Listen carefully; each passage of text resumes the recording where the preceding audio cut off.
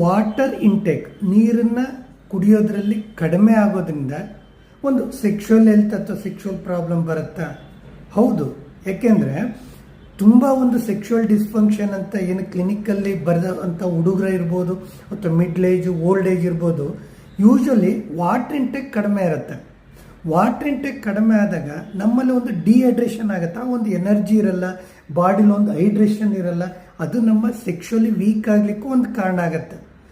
Daily ಒಂದು 4 to 5 litres not only water, ಏನೇ juices ಅಥವಾ ಎಳ್ನೀರು ರೆಗ್ಯುಲರಾಗಿ ತೊಗೊಳೋದ್ರಿಂದ ಒಂದು ಸೆಕ್ಷುವಲ್ ಹೆಲ್ತ್ಗೆ ಇಂಪ್ರೂವ್ಮೆಂಟ್ ಆಗುತ್ತೆ, ಒಂದು ಹೈಡ್ರೇಷನ್ ಅಂತ ಇಂಪ್ರೂವ್ಮೆಂಟ್ ಆಗುತ್ತೆ, ಬ್ಲಡ್ ಫ್ಲೋ ಆಗುತ್ತೆ ಆರ್ಟ್ರೀಸಲ್ಲಿ, ಲೂಬ್ರಿಕೇಷನ್ ಆಗುತ್ತೆ, ವುಮನ್ನ ವಿಜಯನದಲ್ಲಿ ಲೂಬ್ರಿಕೇಷನ್ ಆಗುತ್ತೆ, ಜೊತೆಗೆ ಆಫ್ಟರ್ ಸೆಕ್ಸ್ ಒಂದು ಸುಸ್ತಾಗೋದು ಇದನ್ನು ಅವಾಯ್ಡ್ ಮಾಡುತ್ತೆ. ಅಂದರೆ ವಾಟರ್ ಇಂಟೇಕು ರೆಗ್ಯುಲರಾಗಿ 4 to 5 ಲೀಟರ್ಸ್ ತೊಗೊಳೋದ್ರಿಂದ ಸೆಕ್ಷುವಲ್ ಹೆಲ್ತ್ ಜೊತೆಗೆ ಸೆಕ್ಷುವಲ್ ಎನರ್ಜಿಗೆ